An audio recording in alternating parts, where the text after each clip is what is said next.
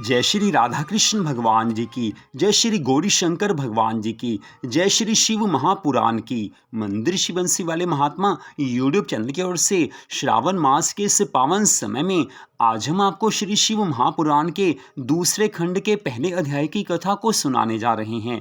पहले खंड के जो सभी अध्याय हैं, कुल 22 अध्याय की कथा आप सुन चुके हैं। तो अब दूसरे खंड के पहले अध्याय की कथा इस प्रकार है। ब्रह्मा जी देवऋषि नारद जी से आगे की कथा का वर्णन करते हुए कहने लगे हैं कि हे नारद, अब मैं तुमको भगवान शिव जी के अनादि चरित्र के विषय में बताता हूँ।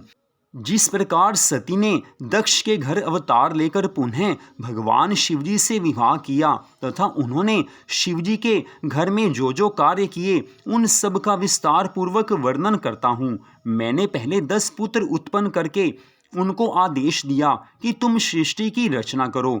मेरे वे पुत्र मरीचि, अत्रि, अंगिरस, पुलस्त्य, पुलह, कृतु, भृगु, वशिष्ठ, नारद तथा दक्ष हैं। मैंने इनको मानसी सृष्टि की रीति पर उत्पन्न किया, परंतु जब मैंने नारी स्वरूपा परम सुंदरी सरस्वती को उत्पन्न किया तो उसके मनमोहक सुंदर स्वरूप को देखकर मेरा हृदय भी काम के वशीभूत हो गया।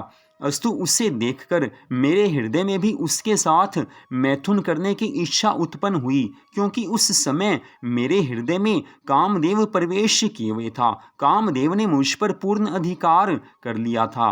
मुझे सरस्वती के साथ मैथुन करने के लिए उद्धत देखकर मेरे सभी पुत्र हाहाकार करने लगे और वे सब मुझे उस भारी पाप से बचाने के लिए भगवान सदाशिव की स्तुति करने लगे। उसी समय भगवान शिवजी ने प्रकट होकर मुझे उस नरक देने वाले महाभयानक पाप कर्म को करने से बचा लिया। इतनी कथा सुनाकर श्री सूत जी महाराज शौनक आदि 88,000 ऋषियों से कहने लगे हैं कि हे ऋषियों, ब्रह्मा जी के मुख से यह वृतांत सुनकर नारद जी ने कुछ देर तक विचार करने के उपरांत उनसे इस प्रकार कहा कि हे पिताश्री, आप संपूर्ण सृष्टि के स्वामी तथा सबको उत्पन्न करने वाले हैं। इस समय मेरा हृदय अत्यंत चिंतित है, अतः आप संपूर्ण संशय को नष्ट करने के लिए इस कथा को विस्तार पूर्वक सुनाने की कृपा कीजिए। आपका मन इस प्रकार क्यों अधीर हुआ? आपका मन काम वासना में क्यों लग गया? आप किस तरह से काम के अधीन हो गई? आपकी सेवा करने वाले मनुष्यों को ब्रह्म ज्ञान की प्राप्ति होती है, अतः आपके द्वारा ऐसा कर्म होना अत्यंत आश्चर्य की बात है। देवऋषि नारद जी के इन वचनों को सुनकर ब्रह्मा जी कहने लगे हैं कि हे नारद, तुम ध्यान देकर सुनो। मैं तुमसे मुख्य वृतांत भली भांति समझाकर कहता हूँ।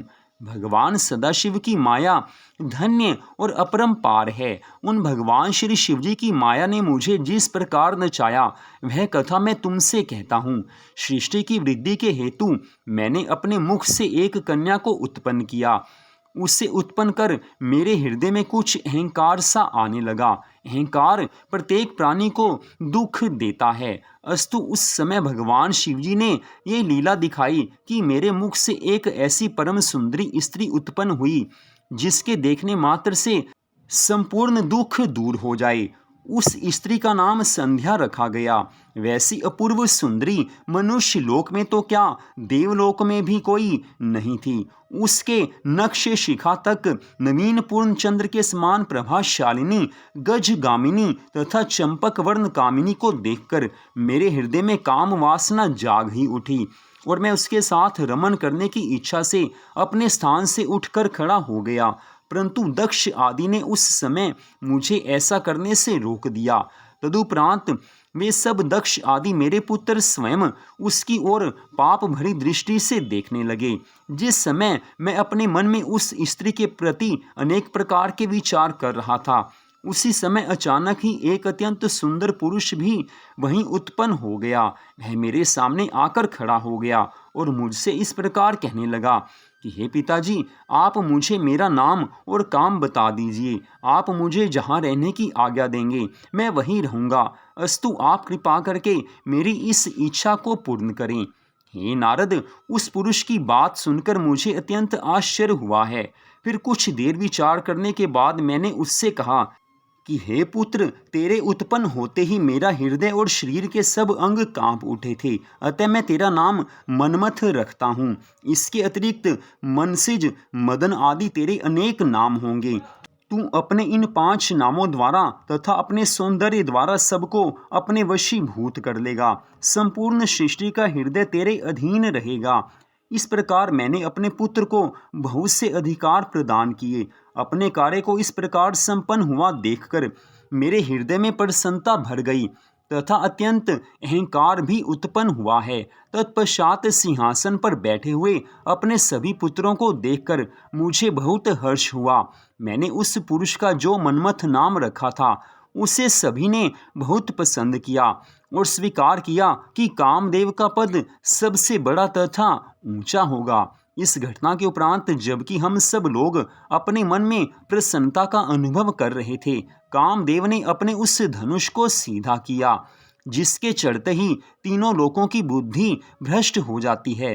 वह धनुष को चढ़ाए हुए मेरे पास आकर खड़ा हो गया और मन में यह विचार करने लगा कि मैंने उसे जो वरदान दिया है उसकी परीक्षा करके देख ली जाए। अस्तु उसने मेरी पुत्री संध्या को मेरे समीप खड़े हुए देखकर मेरे ही ऊपर अपना मोहन नामक बाण चला दिया। तदुपरांत उसने मेरे अन्य पुत्रों को भी अपने उस बाण द्वारा मूर्छित कर दिया। उस प्रकार हम सब उसके वशीभूत हो गए। जब उसने यह देखा कि संध्या के ऊपर उसके बाण का कोई प्रभाव नहीं पड़ रहा है, तो उसने संध्या के हृदय पर भी ऐसा बाण मारा कि जिसके कारण वह भी कामदेव के वश में होकर चंचल और वक्र दृष्टि से सबकी ओर देखने लगी। हम सब लोग बुद्धि भ्रष्ट हो जाने के कारण उसे पकड़ने की इच्छा करने लगे, क्योंकि काम के वशीभूत हो जाने के कारण हमें किसी प्रकार के कुकर्म तथा पाप का विचार नहीं रहा था। तो यहीं पर श्री शिव महापुराण के दूसरे खंड के पहले अध्याय की कथा का विश्राम होता है। कामदेव का प्रभाव कितना शक्तिशाली है, आज की इस कथा में यही बताया गया है।